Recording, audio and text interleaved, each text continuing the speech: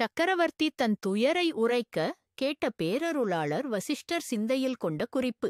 அன்பான தமிழ் நெஞ்சங்களே, போன பாட்டுல நம்ம கேட்ட தசரத சக்கரவர்த்தியோட வார்த்தைகள், அந்த இதய துயரம், ஒரு பேரரசரோட கண்ணீர், எனக்கு பின்னாடி இந்த நாட்டு மக்கள் முனிவர்கள் எல்லாம் கஷ்டப்படுவாங்களேன்னு அவர் கலங்கினாரே, அந்த கலக்கத்தை, அந்த பெருந்துயரத்தை கேட்டவர் நம்ம வசிஷ்டர்.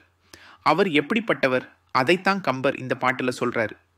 முரசு அரை செழுங்கடை முத்தமா முடி அரசர்த்தம் கோமகன் அணைய கூறலும் விரைசெறி கமல மென் புகுட்டு மேவிய வர சரோருகன் மகன் மனத்தில் எண்ணினான். வாங்க ஒவ்வொரு வரியா அந்த அழகை பார்ப்போம். முதல் வரி, முரசு அரை செழுங்கடை.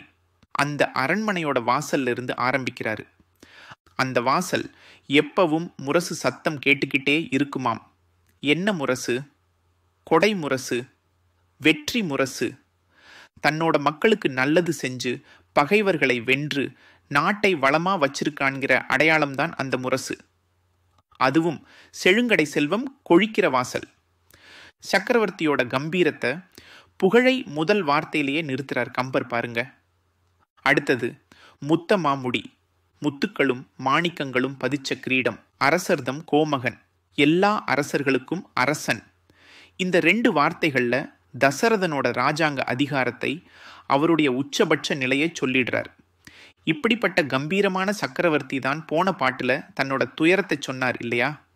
என் பின் இருந்துயர் உழக்குனர்னு கலங்கினார் இல்லையா? அணைய கூறலும். அப்படிப்பட்ட வார்த்தைகளை, அந்த சோகத்தை கேட்ட உடனே விரைசெறி கமல மென் புகுட்டு மேவிய வர சரோருகன் மகன். அடேயப்பா, வசிஷ்டர்னு நேரடியா சொல்லல கம்பர், பிரம்மாவோட பையன்னு சொல்றாரு. பிரம்மா எங்க இருப்பாரு? விரைசெறி கமல மென் புகுட்டு மேவிய, மனம் வீசுற தாமரை மலரோட மென்மையான இதழ்கள்ல இருப்பார்.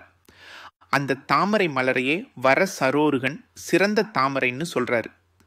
அந்த பிரம்மாவோட மகன்தான் நம்ம வசிஷ்ட மகரிஷி. எவ்வளவு அழகா அவருக்கே உரிய தெய்வீக தன்மையை, ஞானத்தை இந்த பட்டம் வழியா சொல்றார் கம்பர். அந்த வசிஷ்ட மகரிஷி சக்கரவர்த்தியோட துயரத்தை கேட்டதும் மனத்தில் எண்ணினான். தன்னோட மனசுக்குள்ள ஏதோ ஒன்ன நினைச்சுக்கிட்டாரு. ஏன் மனசுல நினைக்கணும்? ஏன் உடனே பதிலை சொல்லக்கூடாது? அங்கதான் இருக்கு விஷயம். தேவர்கள் கிட்ட பகவான் கொடுத்த ஒரு வாக்கை இந்த வசிஷ்டர் அறிஞ்சிருந்தார். அந்த நேரம் வர வரைக்கும் அதை பொறுமையா மனசுக்குள்ளேயே வச்சுக்கிட்டார். ஒரு மாபெரும் ரகசியம் மனசுல ஓடுதுங்கிறதை இந்த சின்ன வார்த்தை மனத்துல எண்ணினான். எவ்வளவு ஆழமா சொல்லுது பாருங்க. பாத்தீங்களா?